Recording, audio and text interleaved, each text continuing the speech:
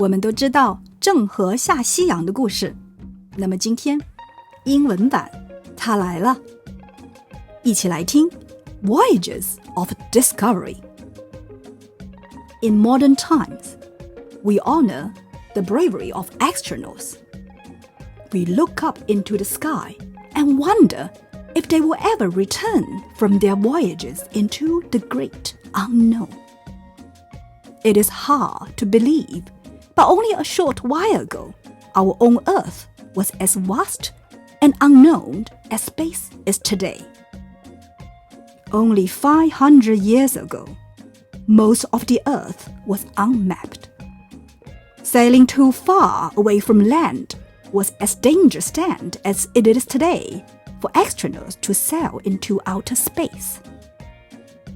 But humans have always wanted to learn about the world, no matter what the dangers. The great Chinese explorer Zheng He proves this point.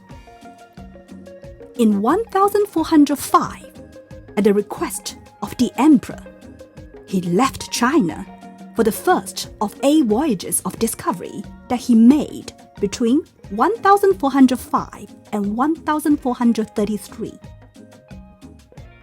The fleet of ships given to Zheng for these voyages was known as the Fleet of Friendship. For this was the purpose of his trips. On each trip, Zheng commanded more than 20,000 men on hundreds of ships. He sailed the South China Sea and across the Indian Ocean to Eastern Africa. In total, he visited 30 countries and began trade with them. At each port, the Chinese sailors made friendships with the local people. On one voyage to Africa, Zheng purchased some rare animals for the emperor.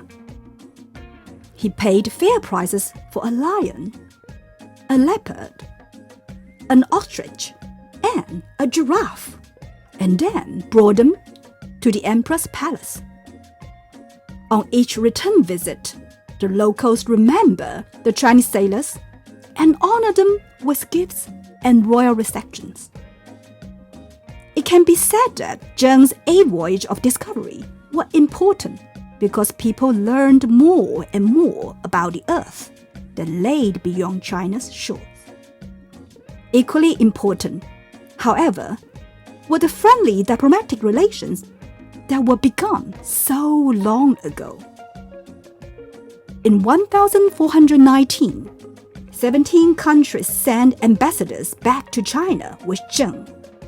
This was the beginning of a long friendship between China and its neighbors in South Asia and beyond to Africa.